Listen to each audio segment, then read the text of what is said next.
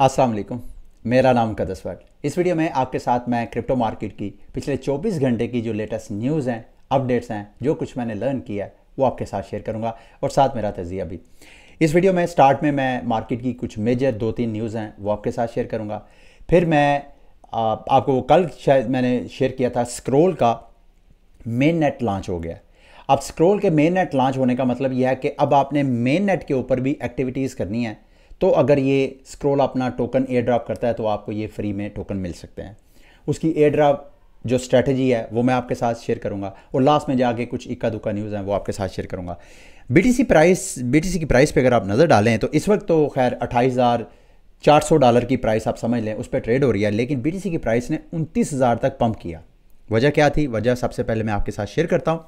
कल भी मैंने आपको बताया था कि मुझे ऐसे लगता है, जो कि मैं गलत भी हो सकता हूँ, मुझे ऐसे लगता है कि crypto market slowly but surely ये ऊपर ही रैली करती है, आपको नजर आएगी। इसमें मुमकिन है थोड़ी बहुत आपको करेक्शन भी नजर आए, लेकिन एक एनालिस्ट की मैं आज भी ओपिनियन पढ़ रहा था, उसका मानना ये है, अच्छे खासे वो एक्सपर्ट्स हैं, अच्छी खासी उनकी फॉलोइंग है क्रिप्टो मार्केट में। उनका मानना अभी भी है कि बीटीसी की प्राइस एक बार फिर 50% डंप करेगी और उसके बाद फिर बुल रैली स्टार्ट होगी। मैं तो जैसे मैंने कहा कि मेरा अंदाज़ा गलत भी हो सकता है, मेरे अंदाजे के मुताबिक बीटीसी ने अपनी स्ट्रॉन्ग सपोर्ट दिखाई है 25,000 तक। तो ये जो स्ट्रॉन्ग सपोर्ट है ये मेंटेन रहेगी, यहाँ तक बार बार शायद प्राइस जो है आपको करेक्शन करती हुई नज़र आए। अदरवाइज़ यहाँ से जिस तरह की फंडामेंटल अपडेट्स वगैरह हो रही हैं, इनको अगर कंसिडर किया जाए तो बीटीसी की प्राइस को यहाँ से ऊपर ही पंप करना चाहिए।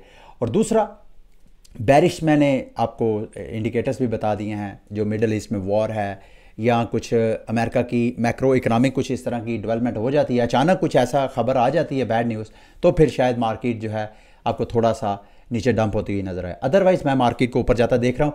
अभी जो करंट प्राइस पंप किया 29,000 की, उसके पीछे ये न्यूज़ है, फिडेलिटी ने अपने ETF के हवाले से जो SEC ने उनको रिकमेंड किया था वो सारी अमेंडमेंट करके दोबारा रीफाइलिंग की है। इसकी वजह से मार्केट में बुलिश सेंटीमेंट हुआ, जिस वजह से बीटीसी की प्राइस फिर $29,000 को टच की, अभी फिर दोबारा नीचे करेक्शन कर रही है।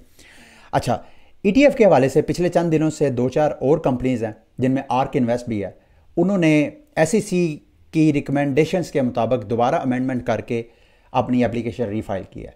तो इस वजह से बुलिश सेंटीमेंट इस वजह से है, जो मेरी अंडरस्टैंडिंग है कि जाहिर बात है जो SEC है वो अब इन कंपनीज के साथ जो अमेरिका में बिटकॉइन के स्पॉट ETF चलाना चाहती हैं उनके साथ एक्टिवली इंगेज है।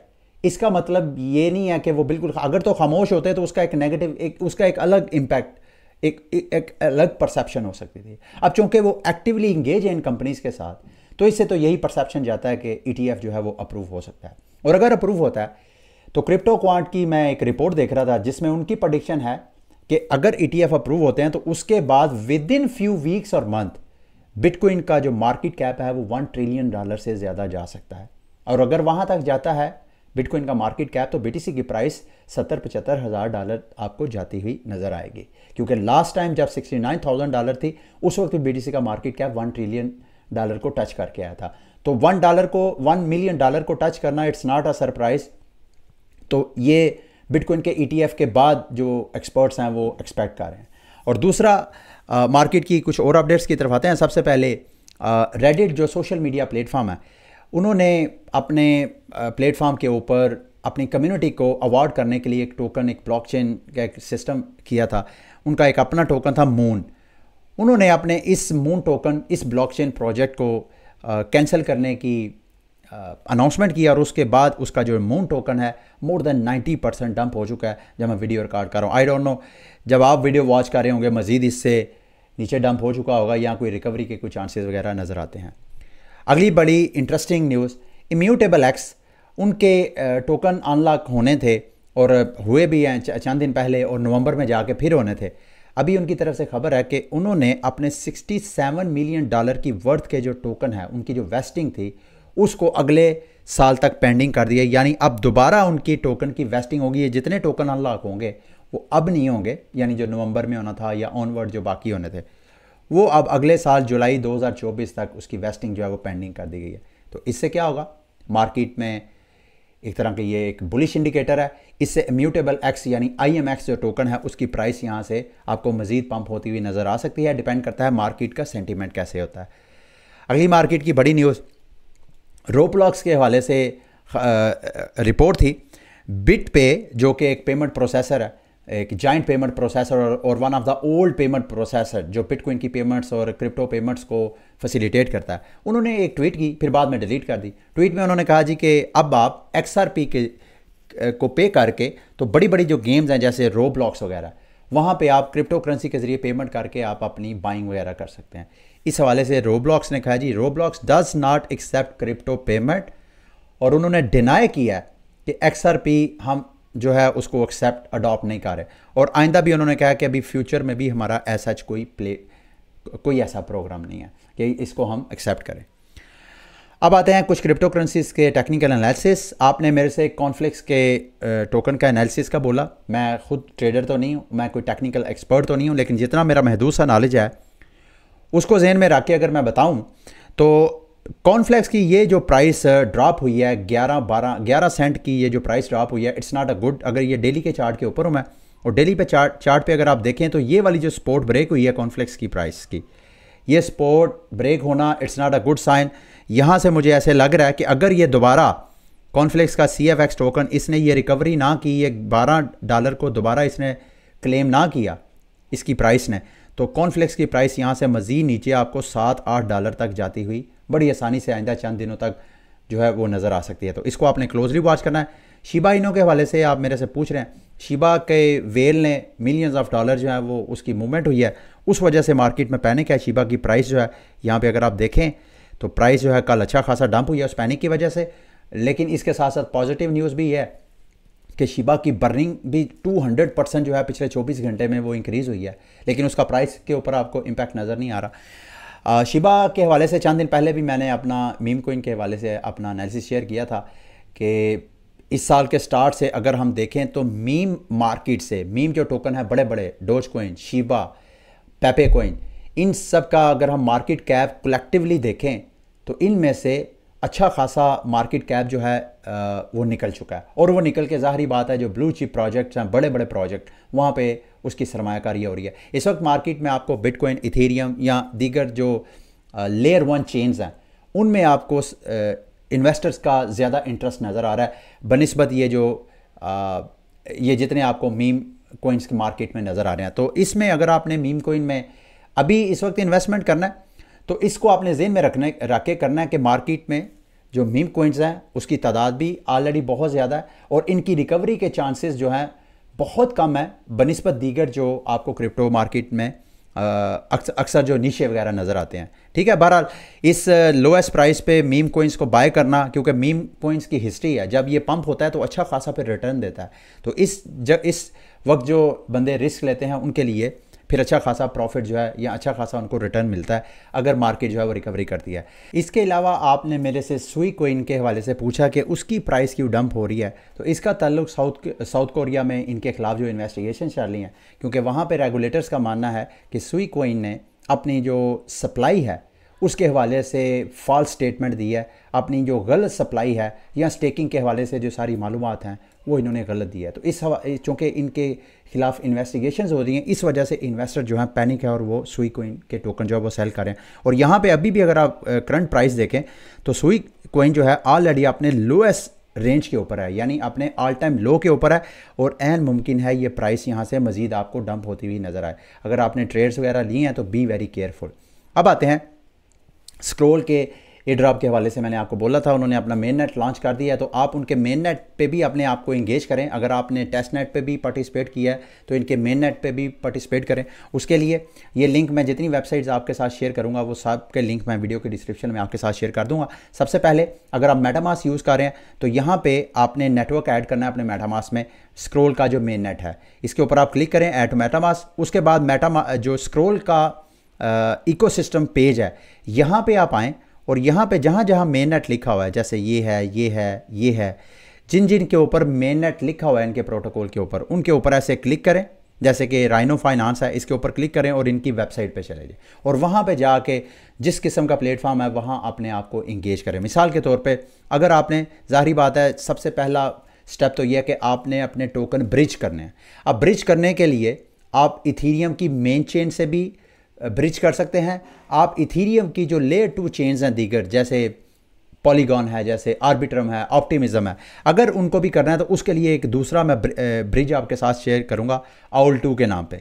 इस पे तो कहा जाता है कि अगर आप ब्रिजिंग कर रहे होते हैं तो हर ब्रिज के दरमियान आपका लकी ड्रा होता है। अगर आप लकी ड्रा विन कर जाए तो आप 1000 USDC जो है आपको रिवॉर्ड के तौर पे दिया जा सकता है। मैंने 2 बार ट्राई किया, 2 मुख्तलिफ चेन से मैंने यहाँ से फंड ट्रांसफ़र किए हैं स्क्रोल की मेन चेन पे। यहाँ पे आप देख रहे हैं, आप Ethereum, Scroll, Starknet, Base, Linea, zero knowledge sync, ये सारी चेन से आप फंड जो है यहाँ से ब्रिज कर सकते हैं। अगर आपके पास वहाँ इथेरियम पड़ा तो वो इथेरियम आप लेके आए अपने स्क्रोल में। यहाँ पे आप देख रहे हैं मेरा बैलेंस आपको अब आपको शायद नज़र आएगा यहाँ पे बैलेंस, ठीक है, ये वाला आपको बैलेंस नज़र आता है। तो यहाँ पे आप टोकन ब्रिज करें, उसके बाद आप इस चेन पे आए मिंटर मार्कली पे। यहाँ पे आके कोई एक चेन, जैसे कि सस्ती चेन तो वैसे पॉलीगॉन ही है, यहाँ पॉलीगॉन को एक्सेप्ट करें और दूसरी साइड पे यहाँ पे आपने स्क्रोल को सिलेक्ट करना है। यहाँ पे स्क्रोल, उस साइड पे पॉलीगॉन, और यहाँ पे पहले तो आप NFT मिंट करें और मिंट करने के बाद आप ब्रिज करें। इस पर मेरा ख्याल है कुछ $4-5 नहीं, तकरीबन लेस देन $1 आपका ये टोटल एक्टिविटी पे आपको लगेगा, ठीक है। फिर उसके बाद दीगर जो एक्टिविटीज़ हैं, जैसे मैंने आपको कहा, इनके इकोसिस्टम को एक्सप्लोर करें। जो राइनो फाइनेंस है, चेक करें कि वहाँ पे आप टोकन स्वैप वगैरह कर सकते हैं या नहीं। तो अगर यहाँ से आप इकोसिस्टम के ज़रिए जंप करेंगे तो आप बेनिफिट में रहेंगे। अगर आप और दीगर सोशल मीडिया पे करते हैं तो ऐन मुमकिन है किसी फ़िशिंग साइट का आप शिकार हो सकते हैं। तो बी वेरी केयरफुल, कोशिश करें कि जो इनका इकोसिस्टम है, इसी इकोसिस्टम के आप प्लेटफॉर्म के साथ अपने आप को इंगेज करें। अब मार्केट की कुछ रैंडम न्यूज़ अपडेट्स की तरफ आते हैं। लीडो फाइनेंस ने फाइनली जो इनकी प्रपोज़ल है वो अप्रूव हो गई है, जिसमें लीडो के ऊपर जो सोलाना है उसकी जो लिक्विड स्टेकिंग सर्विस है वो ये शट डाउन करने जा रहे हैं। लिक्विड स्टेकिंग क्या होती है, अगर आप लोगों को नहीं पता, तो जब आप नॉर्मली कहीं स्टेकिंग करते हैं इन प्रूफ ऑफ स्टेक ब्लॉकचेन्स के ऊपर, तो आपके टोकन वहाँ पे इलिक्विड हो जाते हैं, यानी वो लॉक हो जाते हैं। ये लिक्विड स्टेकिंग ऐसे प्रोटोकॉल्स होते हैं, अगर इन प्रोटोकॉल के ज़रिए आप स्टेकिंग करते हैं तो ये बदले में आपको एक पेज टोकन दे देते हैं। तो यानी वो आपकी स्टेकिंग तो हो जाती है लेकिन वो इनलिक्विड नहीं होती बल्कि लिक्विड होती है। आप बदले में वो जो टोकन आपको मिलते हैं उन टोकन्स को आप मार्केट में मुख्तलिफ जो DeFi प्लेटफॉर्म है वहाँ पर आप यूज़ करके मज़ीद वहाँ से रेवेन्यू जनरेट कर सकते हैं। उसके बाद IMF की तरफ से रिपोर्ट आई जी, उनकी डायरेक्टर कहती हैं, उन्होंने अर्ज किया है कि फाइनेंशियल इंक्लूजन किया जाए डिजिटलाइजेशन के ज़रिए। जबकि अच्छा, दूसरा, इन्होंने पिछले दिनों paper international bank for international settlement के साथ जॉइंटली मिलकर एक पेपर अनाउंस किया था, और उस पेपर में इन्होंने एडवोकेट किया था कि क्रिप्टो को बैन करने की बजाय, ब्लैंकेट बैन की बजाय इसको ओवरसाइट करें। और ओवरसाइट करने के लिए इन्होंने हाई लेवल रिकमेंडेशंस दी थी, जिसमें क्रॉस बॉर्डर कॉरपोरेशंस हैं, information sharing between regulators and demand for comprehensive governance and risk management. मतलब क्रिप्टो मार्केट को इन अदर वर्ड रेगुलेट करना है। लेकिन यहाँ पे हमारे जो ज़िम्मेदारान हैं वो तो हमें बता रहे थे जी कि IMF ने पाकिस्तान को कहा है कि क्रिप्टो मार्केट को आपने रेगुलेट नहीं करना। हालांकि हकीकत बिल्कुल मुख्तलिफ है। हमारे यहाँ पे जो सबूत हैं उनकी अप्रोच देखें, और पब्लिक में उनकी स्टेटमेंट्स क्या हैं और रियलिटी क्या है, इसमें कितना फ़र्क है। फिर कहते हैं कि अवाम का एतमाद नहीं है हमारे इदारों के ऊपर। विटालिक बटरन के हवाले से आए दिन रिपोर्ट किया जाता है कि उन्होंने इतने $1 मिलियन एक्सचेंज में डाले। मैं भी रिपोर्ट करता हूँ। उन्होंने अपनी एक मालूमात शेयर किया। वो कहते हैं जी कि जब कभी भी आप कोई आर्टिकल देखें जिसमें लिखा हो कि विटालिक बटरन ने इतने डॉलर जो हैं, इतने इथीरियम जो है एक्सचेंज में डाले हैं, एक्चुअली मैं वो इथीरियम सेल नहीं करता, बल्कि वो मैं हमेशा किसी ना किसी को या तो डोनेट करता हूँ चैरिटी वगैरह में, या किसी नॉन प्रॉफिट किसी प्रोजेक्ट में, या किसी और अदर प्रोजेक्ट में, वो क्रिप्टो का स्टार्टअप प्रोजेक्ट भी हो गया, वहाँ मैं करता हूँ। अब चूँकि मैं जिनको इथीरियम देता हूँ वो उन्होंने चूँकि इथीरियम बेच के अपनी फियाट में कन्वर्ट करना होता है तो वो मार्केट में डंप करते हैं, मैं नहीं करता। उनके बकौल मैंने सन 2018 से आज तक कभी भी इथीरियम अपने पर्सनल गेन के लिए मार्केट में सेल नहीं किया। ये नहीं बताया इन्होंने कि हाँ उनका जो इथीरियम फाउंडेशन है वो जो करती हैं वो ज़ाहरी बात है, वो जो मार्केट में डंप करते हैं वो तो अपने एक्सपेंस पूरा करते हैं। और कोई पता नहीं विटालिक को चूँकि इथीरियम फाउंडेशन से कोई सैलरी सुली आती होगी, इस वजह से इनको ज़रूरत ही नहीं है करने की। यूनिस्वाप न्यू ट्रेडिंग फ़ीस को अभी भी आप लाइटली ना ले, मार्केट में इस हवाले से बहुत गुस्सा है जो इन्वेस्टर्स हैं, क्योंकि अभी भी ये जो इन्होंने फ़ीस बढ़ाई है, जो कल भी मैंने आपके साथ शेयर किया था 0.15%, वो चंद पेयर के ऊपर है जो मेन पेयर्स हैं, और उनके ऊपर जो फ़ीस ये अर्न करेंगे वो फ़ीस इन्होंने सिर्फ टीम के लिए रखी है, ना कि यूनिस्वाप के जो यूनी होल्डर्स हैं उनके लिए। तो इसी वजह से इनके ऊपर अच्छी खासी तनकीद हो रही है। Be very careful. ज़ाहिर बात है, आप अगर इसके टोकन होल्डर हैं तो इसका इम्पैक्ट जो है फ्यूचर में इसकी प्राइस के ऊपर भी आपको नज़र आ सकता है। लास्ट में कल जब मैंने आपको कोइन टेलीग्राफ के हवाले से बताया कि कोइन टेलीग्राफ इल्ज़ाम है कि इन्होंने 2.2 मिलियन कल अपनी फेक न्यूज़ से इन्होंने बेनिफिट उठाया है, तो उसकी आपकी कैलकुलेशन जो मैं आपको कैलकुलेशन करके बता सकता हूँ, देखें यहाँ पे आपको स्क्रीन पे नज़र आ रहा है कि इनके पास मार्जिन था 50,000, तो इन्होंने $50,000 का BTC बाय किया, जो कि बनता है यहाँ पे अगर हम 50,000 डिवाइडेड बाय 27,774 जो BTC की प्राइस है, इस प्राइस पे इन्होंने $50 का BTC बाय किया, वो बनता है 1.8 BTC, यानी इन्होंने 1.80 BTC अपना ख़रीदा मार्जिन ऐड करके, बाकी इन्होंने 50% लेवरेज यानी 49 जो है टाइम जो मार्जिन है वो इन्होंने एक्सचेंज से लिया। तो इसको हम मल्टीप्लाई अगर करें 49 पे, तो ये टोटल BTC जो इन्होंने बाय किया, जो ट्रेड ली इन्होंने, वो 88.21 BTC था इनके पास। अगर हम 88 BTC को जो इनकी BTC जो सेल प्राइस है उसके साथ मल्टीप्लाई करें, फिर इन्होंने BTC जो है $30,274 जैसे ही BTC की प्राइस गई, इन्होंने अपना 88,000 प्लस जो BTC है वो सेल किया, तो ये प्राइस बनती है जो इन्होंने टोटल जो की वो प्राइस बनती है 2.6 यानी $2.6 मिलियन की इन्होंने प्रॉफिट टेकिंग की। उसमें से ज़ाहिरी बात है 50,000 अगर आप निकाल लेंगे तो राउंड अबाउट यही फिगर बनती है जो आपको 2.2 मिलियन। तो मेरा ख्याल है या तो मुझे सही कैलकुलेशन नहीं करनी आती, या मेरा ख्याल है आपको अपनी जो फ्यूचर ट्रेड के हवाले से कैलकुलेशन है उसको दुरुस्त करने की ज़रूरत है। ठीक है, यही थी मेरी आज की वीडियो। उम्मीद करता हूँ मेरी आज की वीडियो भी आपके लिए इन्फॉर्मेटिव रही होगी। अगली वीडियो तक के लिए मुझे इजाज़त। अल्लाह हाफिज़।